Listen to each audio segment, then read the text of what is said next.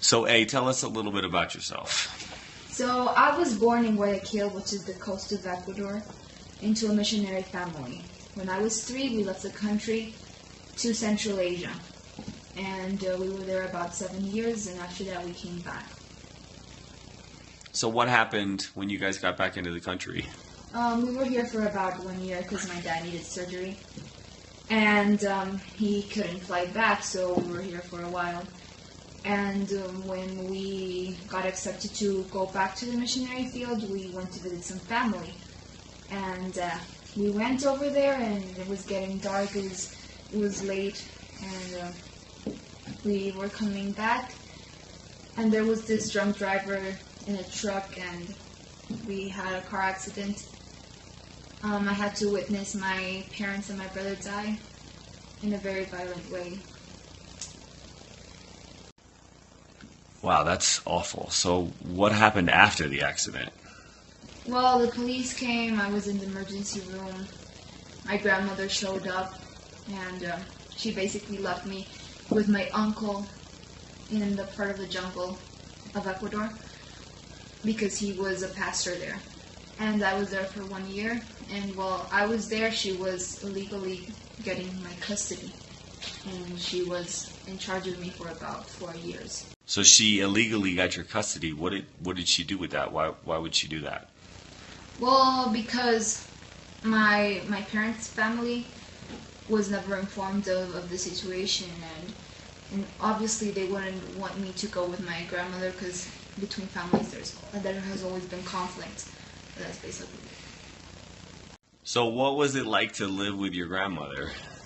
So for the first year it was great. She was very nice even though we didn't talk much. After that she became violent.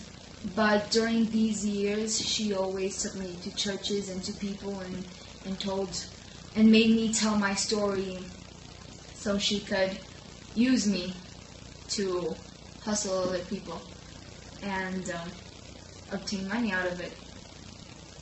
So she's basically using you to get money? Yeah, that's what she was doing. And she fed me little. I don't know what she did with the money. She never bought me clothes, and then after that she started getting violent with me. So when you say violent, what do you mean? She restricted me from food. Then it got more physical. She used to beat me up. She used to hug me so hard that it would choke me. She tied me up in a chair for like 30 minutes. Tied you in a chair once or like a bunch of times? Like about 4 times. Sometimes grabbed me from the hair and pulled it hard. She used to run me around the house with a whip, saying that I was possessed by demons and try to make the demons go away by whipping me. She took me to exorcism basically, and to witchcraft, and then I ended up in the hospital. So you ended up in the hospital. Why did you end up in the hospital? From the abuse? Yeah, it was partly because of the abuse, and also because I was in a state of super bad nutrition, and I was too weak. I was too weak to walk. I was too weak to do anything, and I tried to escape 3 times because of the situation, and I couldn't get far because I just couldn't run. So I ended up in the hospital, and in the hospital I asked for help. So Did you get the help that you asked for when you were in the hospital? Yes, in the hospital, I started screaming. I was going crazy. I was like, I'm not going back with my grandmother. I'm not going back with my grandmother. And some of the guards had to calm me down because I was making so much noise in the children's hospital, and they took me apart in a room and they said, okay, who do you want me to contact? And I said, I have an aunt. I haven't talked to her in a while, but I have her number. So they contacted my aunt. Your aunt basically rescued you. It's partly my aunt, partly the police, because then the police had to interfere because I was in a state of abuse. I had black spots all over my body. I was cut over here and my hands, and I was in a bad state, so the police had to interfere as well. So did they keep you in the hospital for a while to Yeah. make sure you were doing better? They kept me in the hospital until the judges had to have a restriction order against my grandmother, so she could not be close to me. Wow. Tell me a little bit about this aunt. What happened once you moved in with her? Once I moved in with her, she was always working, and I stayed from Monday to Friday by myself in the house, and she would come see me Saturdays and Sundays. And she gave me the money, and I had to do everything by myself. I paid the bills by myself. I tried to feed myself, and yeah. How old were you at this point? I was 14. I was 14 years old. And What did your aunt do for a living that she was gone so much? well, she works with some Colombians, and her job is to be a loan shark. So she was away all week, just came back Saturday and Sunday. And during this time, I had to lie a lot because the police would come up and check on me, because I was still under the custody of the police as well. And I had to lie saying that she was grocery shopping or whatever I had to invent at the moment. What you're saying is you basically raised yourself, huh? Yeah, pretty much. But she taught me how to be super independent, so I'm grateful. Didn't you just go visit your aunt not too long ago? Yep, I just came from Malaysia. What was that like? Well, she took me to work with her, and I experienced what she lives every day, and it's basically running away from the police, hiding away from the police, and beating people up. She got into a fight recently, and it's a crazy life. Being a loan shark, I imagine your aunt probably didn't live in the best neighborhood. No, our neighborhood was one of the worst in Guayaquil. She was raised up there, and all her friends are gang members, and my friends eventually also were gang members. I have several friends that were stabbed and beat up, some killed. In the neighborhood, there was always shootings going on. Everybody had to steal, everybody to live, and that's where I grew up, where the air smelled like marijuana. And yeah.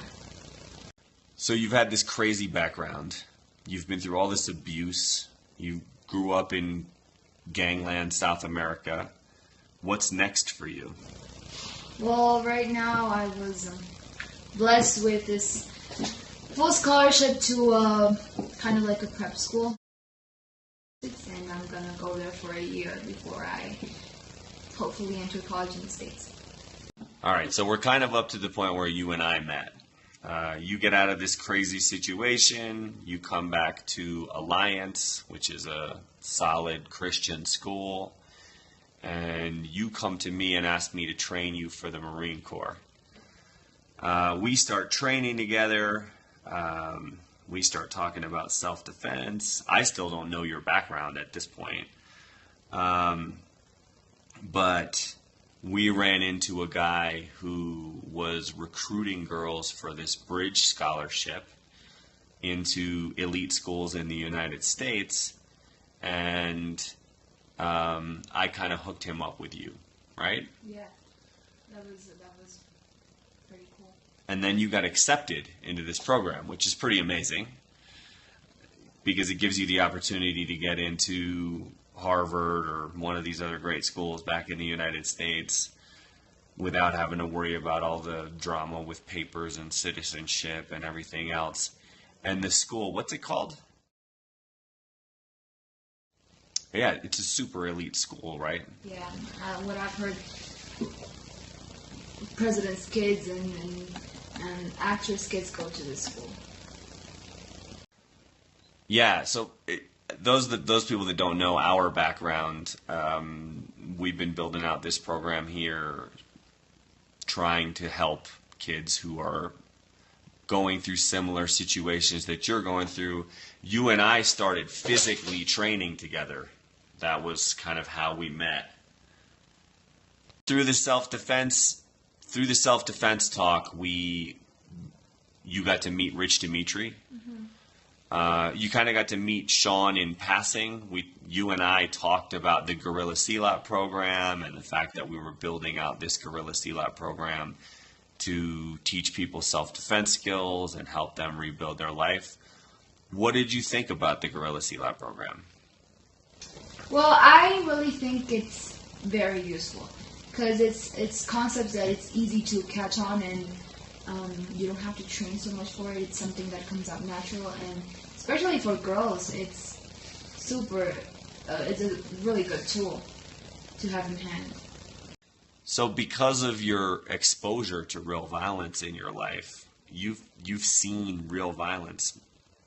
Growing up the way you've grown up, being exposed to the things you've been exposed to. Do you think Guerrilla Silat is useful in really violent situations? I think it really is useful.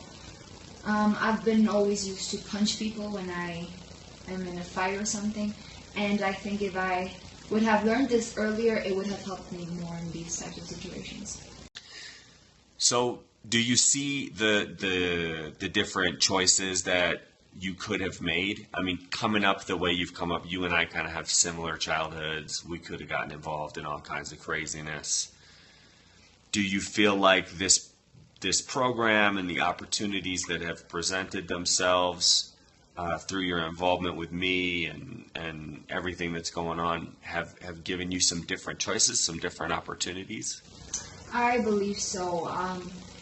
I mean, if I wouldn't have received the help I have received to this point, I probably would have ended up as another gang member, maybe raped in the streets, killed.